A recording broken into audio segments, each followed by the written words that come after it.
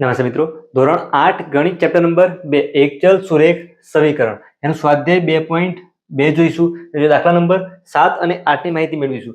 સૌથી પહેલા જો આવી રીતે આપેલું છે કે 3 કૌંસની t - 3 બરાબર 5 બ્રેકેટની અંદર 2t + 1 કરવું શું પડશે? એનો ઉકેલ મેળવતા પહેલા આ જે કૌંસ આપેલ છે એનું સાદુરૂપ મેળવવું પડશે. તો આ 3 છે આખા કૌંસ જોડે ગુણાકારમાં છે, તો પહેલા 3 નો ગુણાકાર t જોડે કરીએ. કેટલા થશે? 3t. 3 × -3 3 × 3 9. એક સંખ્યા ઋણ છે, જવાબ કેવો થઈ જાય? ઋણ, એટલે કે -5 છે. 5 નો ગુણાકાર 2t જોડે, 5 × 2 કેટલા થઈ જાય? 10. t ના t વત્તાકાર બંને ધન સંખ્યા છે કે 5 × 1 કેટલા થઈ જાય? 5. તો આપણે આગળ જે દાખલાની માહિતી મેળવી છે 1 થી 6, એમાં શું કર્યું હતું? ડાયરેક્ટ સમીકરણ આપ્યું છે અને આપણે ઉકેલ શોધ્યો હતો. લસા લેવાનો તો લસા લીધો હતો, પછી ડાબી બાજુ મોકલ્યા છે, જમણી બાજુ મોકલ્યા છે, તો ભાગાકાર કર્યો છે, તો ગુણાકાર કર્યો છે. અહીંયા સમીકરણમાં પહેલા શું કર્યું? આપણે ગુણાકાર સાદુરૂપ આપ્યું છે, પછી આનો ઉકેલ મેળવવાનો છે. હવે જો આ 3t અહીંયા છે, તો કરીએ શું? આજે અહીંયા જો આ 10t અહીંયા મોટા છે, આ 3t લઈ જઈએ જમણી બાજુ, સંખ્યા લઈ દઈએ ડાબી બાજુ. શું કરીએ? 3t ને ક્યાં લઈ જઈએ આપણે? જમણી બાજુ. અને એ સંખ્યા કઈ છે? જો સામે 5 છે, 5 ને ક્યાં લઈ જઈએ આપણે? ડાબી બાજુ લઈ જતા. આવી રીતે કરશું આપણે. શું કરીએ? સાદુરૂપ છે અપાશે. સૌથી પહેલા 3t લઈ જઈએ, સામે 10t તો હતા, 3t સામે જશે તો ઋણ થશે. સામેથી 5 આવવાના છે, અહીંયા -9 તો છે, +5 એટલે કે ધન સંખ્યા આવશે તો શું થશે? ઋણ થશે, -5. સાદુરૂપ અપાશે. 10t માંથી 3t જશે, 7t બરાબર -9 અને ઓછા માઇનસ માઇનસ એટલે ઓછા ઓછા પ્લસ, માઇનસ માઇનસ પ્લસ થાય તો અહીંયા કેટલા થશે? -14. 7 જો t ના જોડે 7 છે, એમાં છે ગુણાકારમાં, બંને જગ્યાએ અહીંયાથી આપણે 7 દૂર કરવું હોય તો બંને બાજુ શું કરવું પડશે? ભાગાકાર. ગુણાકારમાંથી દૂર કરવાનું છે તો બંને બાજુ 7 વડે ભાગતા. ખ્યાલ આવે છે? ગુણાકારમાંથી દૂર કરવો શું કરવું પડશે? ભાગાકાર કરવો પડશે. -14 ના છેદમાં 7, 7t ના છેદમાં 7. તો અહીંયા 7 7 કટ થઈ જાય. 7 × 2 14. તો અહીંયા t બરાબર કેટલા મળે છે? ખાલી 2 ના લખાય, ઋણ સંખ્યા હતી તો -2, તો t ની જવાબ શું મળ્યો? -2. તો આને શું કહેવાય? આનો ઉકેલ. ખ્યાલ આવે છે? ખાલી અહીંયા એક સ્ટેપ શું વધ્યું હતું?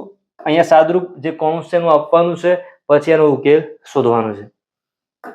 આગળ જો આવી રીતે 8 નંબરમાં શું આપેલ છે? આવી રીતે જો 1 2 3 બ્રેકેટ છે, 3 વખત આપણે અલગ અલગ સાદુરૂપ આપવું પડશે. પહેલા 15 છે, આખા કૌંસ જોડે ગુણાકારમાં છે, તો 15 નો ગુણાકાર y જોડે તો કેટલો થઈ જાય? 15y. ઓછા જો 15 × 4, 15 ચોક 60 થાય, પણ -4 છે તો અહીંયા -60. ઓછા 2 નો ગુણાકાર y જોડે, 2 × y તો 2y. જો -2 × -9, 9 × 2 18 થઈ જાય. બંને સંખ્યા ઋણ હોય, જવાબ કેવો થઈ જાય? ધન. 9 × 2 18 એટલે કે +18 પ્લસ 5 × y તો 5y, બંને ધન જ છે. 5 × 6 30, બંને જો 6 પણ ધન છે ને 5 પણ ધન છે, બરાબર 0. હવે જો બધા બરાબરની ડાબી બાજુ છે, તો અહીંયા સાદુરૂપ પહેલા અપાતું એનું આપી દઈએ. 15y છે, -2y છે અને 5y છે. તો 15y + 5y 20y, એમાંથી -20 માંથી 2 જાય, કેટલા વધશે? 18y. ઓછા 60 છે, +18 + 30. અહીંયા ઓછા 60 માં +30 કરીએ કેટલા થશે? ઓછા 30 વધશે, એમાં પાછા 18 એડ કરવાના છે. આવી રીતે ઓછા 60 છે, +30 છે, +18 છે. તો કહીએ શું? 30 + તમે 18 કરી દો, પછી માઇનસ કરો, અથવા -60 માંથી 30 અહીંયા પ્લસ માઇનસ કરી દો, પછી કરશો તો પણ ચાલશે. આવી રીતે લખાશે. એક સ્ટેપ વધારે લખાય તો વાંધો નહીં, પણ શું થવું જોઈએ? આપણે ભૂલ થવી જોઈએ નહીં. ઓછા 60, 30 છે, 30 + 10 40 + 48 થાય. હવે જો આનું સાદુરૂપ આપીએ તો કેટલું વધશે? ઓછા 60 માં +48, માઇનસ પ્લસ માઇનસ થાય, વધશે કેટલા? -12 બરાબર સામે 0 આપેલા છે. હવે આ -12 છે એને ક્યાં મોકલી દઈએ? જમણી બાજુ મોકલી દઈએ. જો -12 ને ક્યાં મોકલ્યો છે? જમણી બાજુ લઈ જતા. તો શું થશે? 18y બરાબર 12. કેમ? -12 છે, સામે જાય તો +12, આપણે ખાલી 12 લખીએ છીએ. y ના જોડે જે 18 છે એમાં છે ગુણાકારમાં, કરવું શું પડશે? બંને બાજુ 18 વડે ગુણતા. ખ્યાલ આવ્યો છે? જો વાય અહીંયા 18y છેદમાં 18 સામે 12/18. 18 કટ થઈ ગયા, અહીંયા વધશે વાય. અહીંયા 12 છે, 6 ગુણ્યા 2 12, 6 ગુણ્યા 3 18, એટલે કે y બરાબર 2/3. એ શું કહેવાય? એનો ઉકેલ. ખ્યાલ આવ્યો? અહીંયા એક સ્ટેપ વધે છે. કરવાનું છે દાખલો ગણતા હોય એક સ્ટેપ વધારે લખવાનું, ભૂલ થવી જોઈએ નહીં.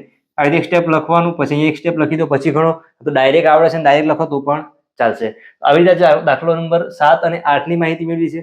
સ્વાધ્યાય 2.2 માં 1 થી 10 દાખલા છે. દરેક દાખલાના આવી રીતે 2 થી 3 દાખલાના ભાગ પણ વિડીયો મૂકેલા છે. તો આ કરવાનું શું? પ્લેલિસ્ટમાં જવાનું, તમે જે દાખલો શીખવો છે અથવા જે ચેપ્ટરનો અથવા જે કોન્સેપ્ટ શીખવો છે એનો વિડીયો છે એ પ્લેલિસ્ટમાં જઈને મેળવી શકો છો. વિડીયો પસંદ આવે તો લાઈક કમેન્ટ સાથે શેર કરજો. ફરીથી મળીશું નવા વિડીયો સાથે. ધન્યવાદ.